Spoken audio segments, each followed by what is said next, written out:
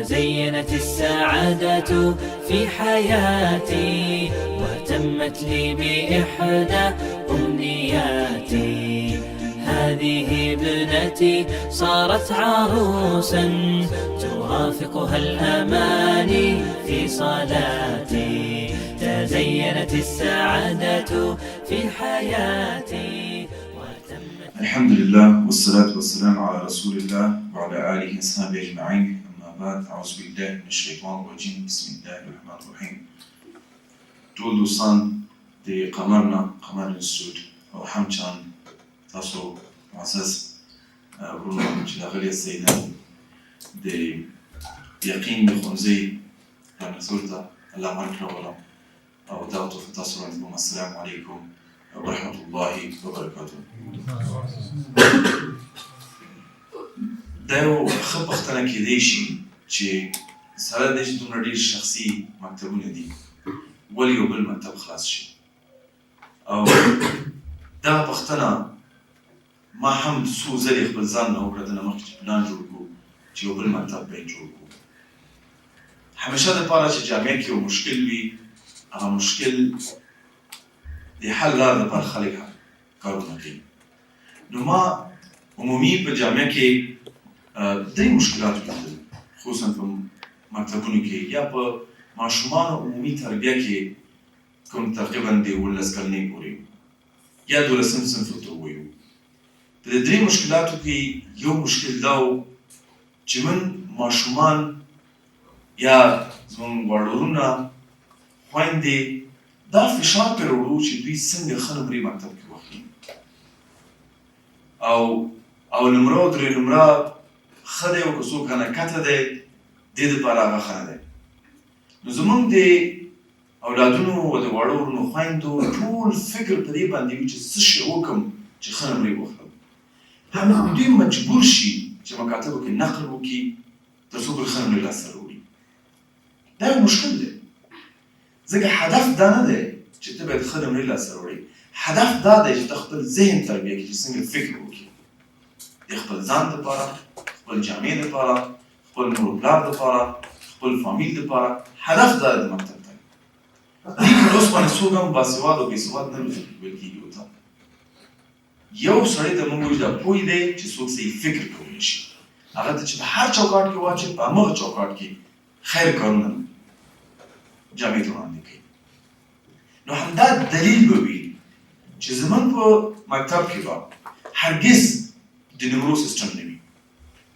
هېڅوک به نه پوهېږي څوک یوه نمره ده څوک آخر نمره ده. متوجه شئ چې د هر یو مکتب اول نمره همیشه آخر نمره سره کار کوي. څونه اول نمرګان تاسو د مکتب کې لیدلي چې هغوی واقعا په یو ښه حالت کې دي؟ نه دي. یو ښه تجارت لري یا ډاکټران شوي دي، همغه آخر نمرګان دي چې دا ځان ته پیدا کړې ده او اوس نن ماشاءالله ښه تجارتونه، ښه وظیفې، هر یو په مقام کې هغوی ځلېږي. ځکه د هغوی توجه دا نه وه چې ته باید نمرې واخلې. دا دې معنا ده چې زه اسب، شادي، غوا، خوسکی دا ټول ودرم ته یم څوک زر باندې خطی شي. موږ نشو کولی ټول ماشومان باندې دا فشار راوړو چې تا ونه نمره شه. نو بدون د شک شادي کې دا کیفیت شته. بعضې خلکو به ذهن په ریاضیاتو ښه وي، بعضې خلک به ښه فکر کولی شي، بعضې خلک به تاریخ کې ښه وي، بعضې خلک به ښه ویناوال وي. لیکن دا ټول به موږ ته ونې ته وخېږم.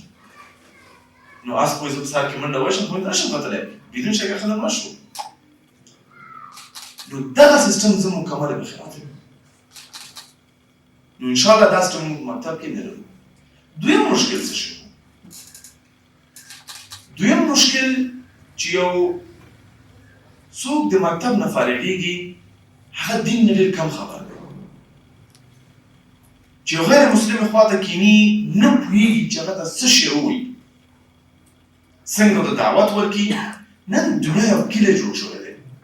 من بیرون ځو، خلک داخل ته راځي. پرون په مارکو په نوم باندې زموږ دفتر ته یو کس راغی، د کاناډا نه و، دلته افغانستان کتو ته راغلی دی او ما ته الله چانس راکړ چې دعوت ته ورکړم او همدا زما نمبر و چې سبا زه بیا راځم دا خبره به یې نوره مخکې یوسم.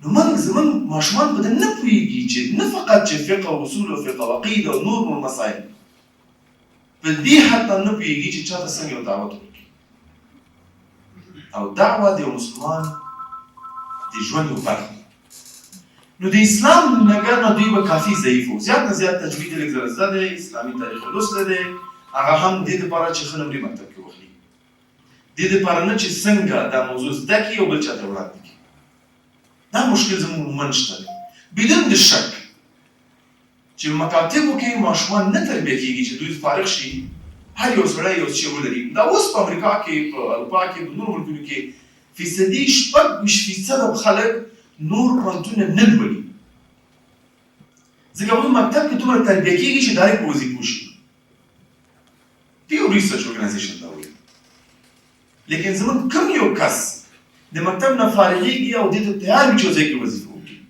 څو چې واسطې مقرر شي دا جدا خبره ده چې ماما مې رالېږلی دې کار ته چا ولې ماما مې ویلې امضا دې څوک کوي ماما مې ورته امضا وکړه هغه به جدا خبره لیکن په خپل یو پروګرام مخکې ویسي مکتب نه فارغ دا ډېر محدود کسان کېدای شي موږ سره وي نو موږ باید خپل اولادونه ورونه خویندې داسې تربیه کړو دوی څنګه مکتب نه فارغېږي په اقتصاد باندې پوه شي په ټکنالوژي باندې پوه شي په ساینس باندې پوه شي او عقلاً ځان ته فکر وکړي د هغه فکر مطابق یو فیصله وکړي نه دا چې ټول خلک حقوق ولوسو زم باید حقوق ولولم ټول خلک بي بي وسرل زم باید بي بي ولولم عقلاً پوه شي د نهم سن نه بعد چې څنګه چې محترم قریشي صاحب تشریح کړه زموږ دلته شاګردان نو پوه وي د نهم سن نه بعد چې ځان ته کې چې جوړېږم او دا 3 کاله به هماغه باشي کار کوي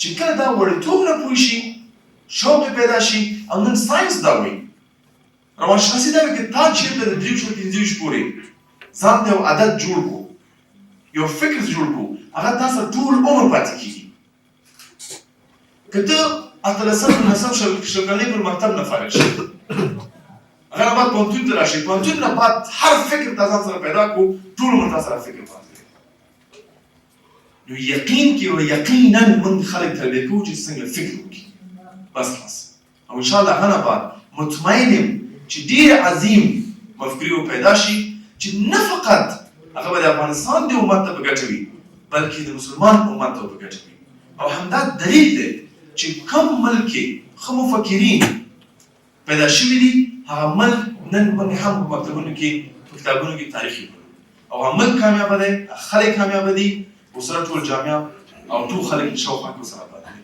جزاک الله خیر رسول